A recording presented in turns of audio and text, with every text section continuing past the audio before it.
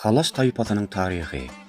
Halaçlar kadimi Türkmen tayfalarının biri olup, olorun tarihi ören erki dövrlere çelli uzak gidiyor. Gelip çıkışı. Halaçlar erki Türk tayfalarının hatırına giriyor. Alamların köpüsü olorun Oğuz Türkmenleri bilen bağlaşıyanlığını aydiyalar. Olar kadim dövrde Orta Asya'da esasen hem häzirki Türkmenistan ve onun tövröklerinde yaşaptırlar. Göçler ve yerleşiş. Käbir halaç topurları gün orta tarafa göçüp, häzirki Uganistan ve İran sevetinde hem yerleşipdirler. Şo yerde olaryň nesilleri häzirki wagtda hem ýaşaýarlar.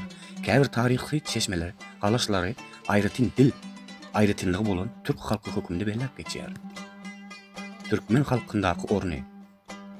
Halaç taypasy Türkmen halkynyň emele gelmegine gatnaşan taypalarynyň biridir. Türkmenistanyň käbir yer adlarynda, mysal üçin, Halaç etrafy olaryň ady saklanyp galypdyr. Halk rowayatlaryna görä, halaçlar Batyr we Sveççen taypa hökmünde häsiýetlenipdirler. Türkmen şejeresine göre ähli Türkmen taypalary Oğuzhan neslinden gelip çykýar. Halaç taypasynyň şaha bölünüşi.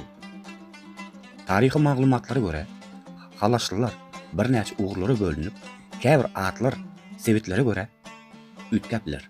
Mysal üçin, gary halaç, ak halaç, sary halaç, çuval halaç. Bu adlar renk ýa-da ugur aýratynlygy bilen baglanyşykly bolup biler. Häzirki nesiller. Halaç nesilleri häzirki wagtda Türkmenistan, Uganistan, İran ýurtlarynda ýaşaýarlar. Türkmen şeçeresindäki orny halaçlar tüm halkynyň düzemine giren esasy kadimi taypalaryň biri hasaplanýar we olaryň ady yer adlarynda hem saklanyp galypdyrlar.